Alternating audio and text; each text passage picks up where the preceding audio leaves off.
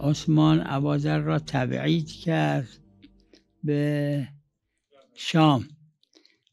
اون وقت لبنان نبود اصلا تو نقشه. اون وقت لبنان اخیراً درست شده، جدا شده از شام. وقت برد معاویه هم نزدیک خودش توی دمشق نگذاشتش، فرستادش توی جبال که بهش میگن جنوب لبنان. ابوذر رفت اونجا موند یه مدتی، یه مشتی را شیعه کرد.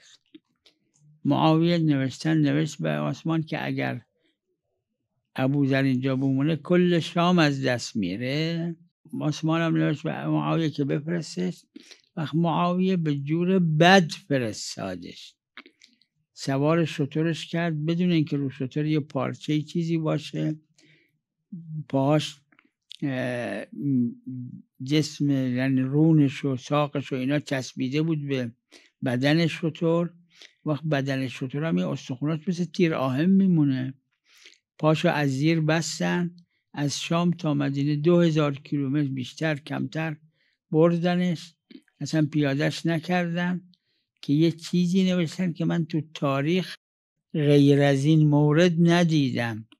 نوشتن وقتی که به مدینه رسید ابوذر رو پیاده کردن، گوشتای رونش ریخت، از بحث چیز شده بود.